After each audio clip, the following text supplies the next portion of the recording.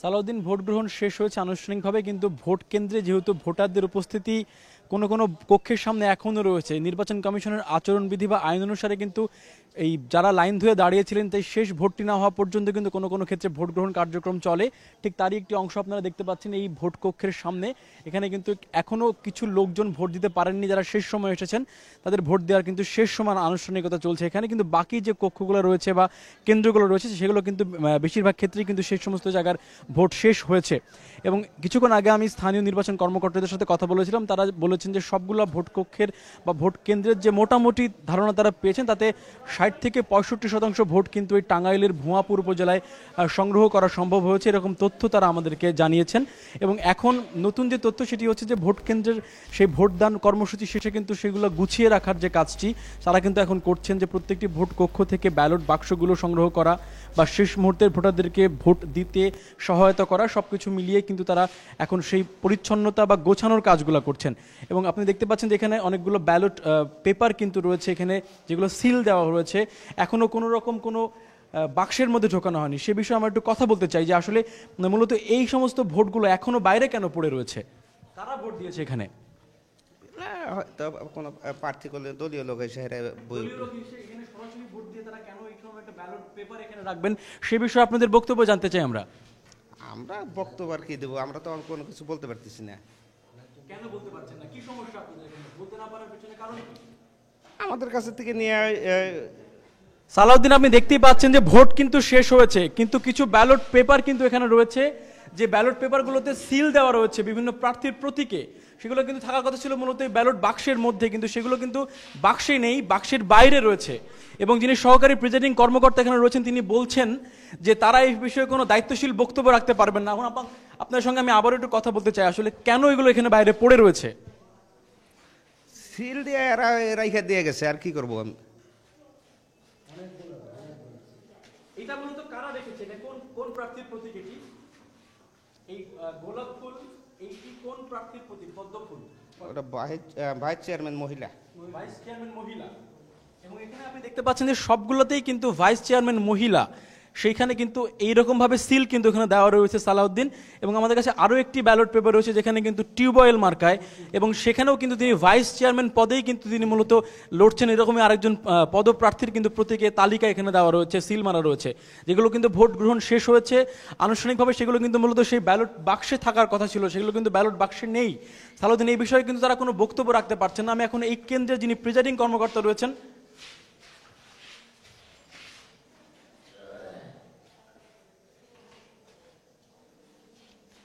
সেই প্রার্থী কোন দলের সমর্থক সেই সম্পর্কে আমাদের কাছে কোনো সুনির্দিষ্ট তথ্য এখন নেই, কারণ প্রার্থীদের এজেন্টরা কিন্তু এখনো এই ভোট কক্ষের ভিতরে অবস্থান করছেন না।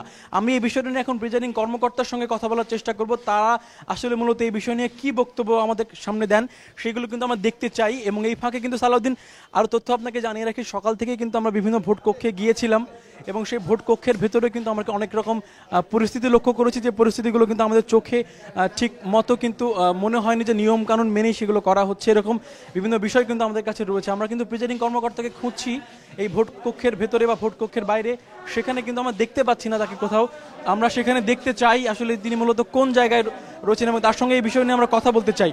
সালাউদ্দিন, এর মধ্যে কিন্তু ভোট গ্রহণ বললাম যেমনটি যে এখনো কিন্তু শেষ হয়নি, এবং বিভিন্ন ভোট কেন্দ্রে কিন্তু এখনো ভোট কক্ষে কিন্তু ভোট গ্রহণ চলছে, এই রকম কিন্তু অবস্থা কিন্তু চলছে। সালাউদ্দিন, আমরা আবারও সেই ভোট কক্ষের ভেতরে যাওয়ার চেষ্টা করব। জি জি,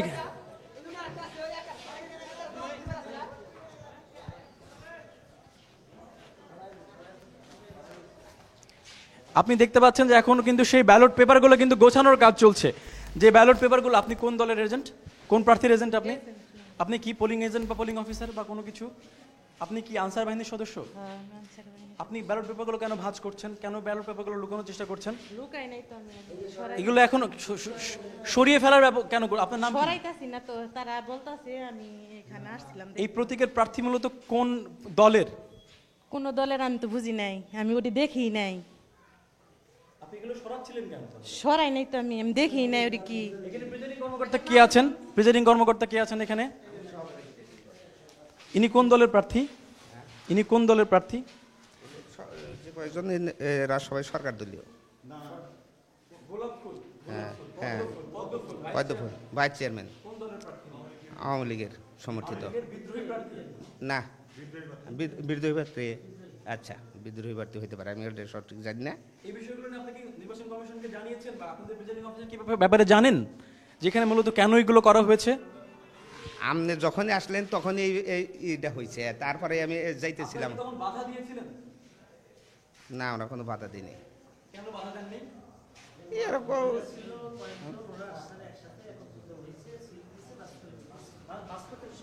আমরা আপনার সঙ্গে একটু কথা বলি যে এখানে যে ব্যালট পেপারগুলো ছড়িয়ে রয়েছে, ব্যাখ্যা কি, মানে আপনার কাছে কি মনে হচ্ছে বলেন তো এখানে ব্যাপারটা? আপনার অনেকগুলি মা বোন আসছে, একত্রিত হয়েছে, ভোট দিতে আসছে। ওনারা ভোটগুলি আসলে আইন শৃঙ্খলার মধ্যে থেকে দিয়ে দিছে ব্যালটগুলি। তো ওনারা সিল দিছে, এমন কিছু মা বোন আছে যেগুলো গ্রাম বাস করে, দেখা যাচ্ছে বাস করতে ভুল হয়, এই জন্য যেমন আসলে মার্কারগুলো এই অবস্থায় রয়েছে। নিয়মের মধ্যে পড়ে তো নির্বাচন কমিশনের? আপনার এটার নিয়মের মধ্যে যদিও পড়ে না, তবে এটা এরকম আছে জানি যে হয়তো কোনো মা বোন যদি আপনার বৃদ্ধ হয়ে গেছে, গ্রহণ করার কোনো যৌক্তিকতা রয়েছে? আপনার স্মরণ শক্তি নেই, আমি সে কোথায় সিল দেবে, এরকম নিয়ম আছে যে সে যদি বলে যে আমার সিলটা দিয়ে দিন। সবগুলোই কি একই দলের সমর্থক হতে পারেন, যে একই দলের সমর্থক, একই রকম মা বোন সবাই এরকম 50-60টি ব্যালট বাক্স সবাই কি একই রকম? তো যেহেতু দলীয় মনোনীত প্রার্থী হতেই পারে। না না না, সেটা না। ওইখানে আসলে মানে ওই শেষের দিকে অনেকগুলা ভোট একসাথে আসছে, তো ওই অল্প সময় আছে, আইসা ওই ইনক্লোজের ভিতরে আসছে, যার দরুন হয়তো এখানে আইসা ওনারা আর বয়স্ক লোকগুলো আসছে। তো এখন আপনারা আরেকটি বিষয় দেখতে পাবেন যে এইখানে কিন্তু এই যে ব্যালট পেপারগুলো কিন্তু এই বাক্সের ভেতরে ঢোকানোর চেষ্টা করা হয়েছিল। যখন আমরা এই কক্ষ থেকে অন্য কক্ষে গিয়েছিলাম প্রিজাইডিং কর্মকর্তাকে খোঁজার জন্য, এই ফাঁকে আমি দেখেছিলাম যে আনসার বাহিনীর একজন সদস্য তিনি কিন্তু এখানে এই মার্কার প্রতীকের যে সিলগুলো মারা রয়েছিল সালাউদ্দিন, সেগুলো কিন্তু ঢোকানোর চেষ্টা করছিলেন। আমরা এখানে ঢোকার সঙ্গে সঙ্গে তারা কিন্তু মোটামুটি একটা বিড়ম্বনায় পড়ে যান, এবং বিড়ম্বনায় পড়ার কারণে এগুলো ফেলে রেখে কিন্তু তিনি এই কক্ষ ত্যাগ করেছেন। কিন্তু প্রিজাইডিং কর্মকর্তাকে কিন্তু এখন আমরা খুঁজে পাইনি এবং তার সঙ্গে আমি এখনো কথা বলতে পারিনি। সালাউদ্দিন, একটু পরে যদি আপনি আমার সঙ্গে আবার যোগাযোগ করেন, তাহলে সেই কর্মকর্তাকে নিয়ে আপনার সঙ্গে আমি আবার সরাসরিতে হাজির হব।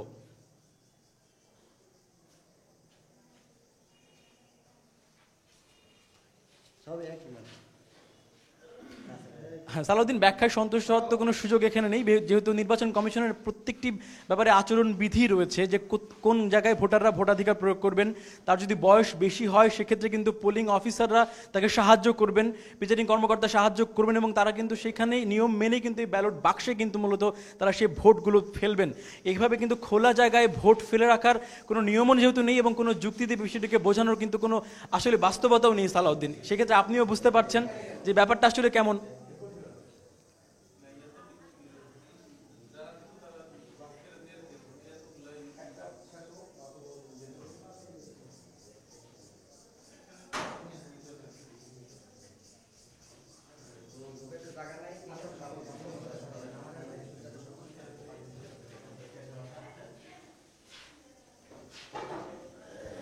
লাইনে রাখো আমাকে।